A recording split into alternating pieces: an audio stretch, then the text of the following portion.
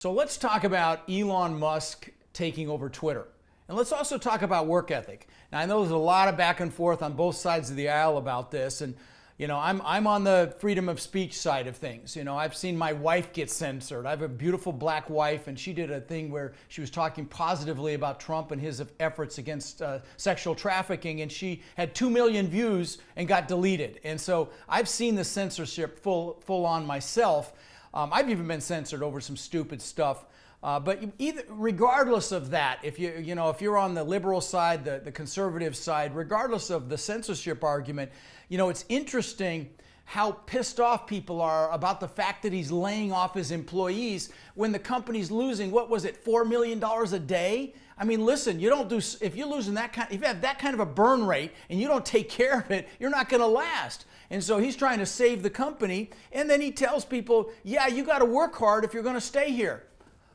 I mean, listen, I expect my team to work hard. And, when it's a situation like they've got right there, it's all freaking hands on deck. If you want to stay, you got to work, right? And so I'd love to hear in the comments if you feel otherwise. I know there's a lot of back and forth about this, but, as far as I'm concerned, when I hire an employee, and I've hired hundreds, the biggest thing I look for is work ethic. I'll take that and passion over their technical skills or their experience any day. I want to see that they want it, that they're going to work hard, they're going to be passionate about it.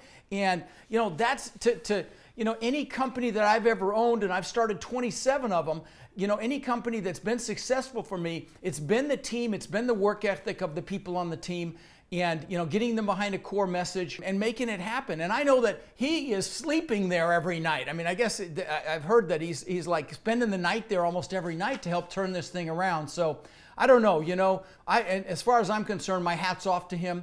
I mean, I don't know too many people that have started $3 billion startups. Well, of course, he's the richest guy in the world, so he's got that too. So another thing that I just found out is that GM, I think Ford and Toyota stopped their advertising on Twitter. Now, who are they competing with as GM, Ford, and Toyota? Well, Tesla, of course.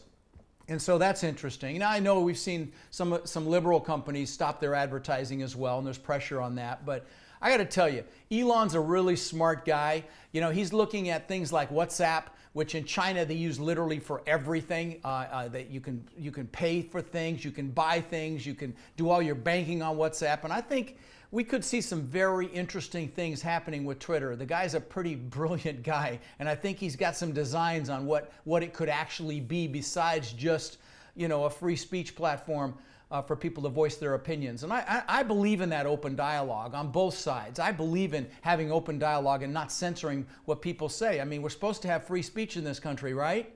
Again, if you disagree, let me know. See you soon.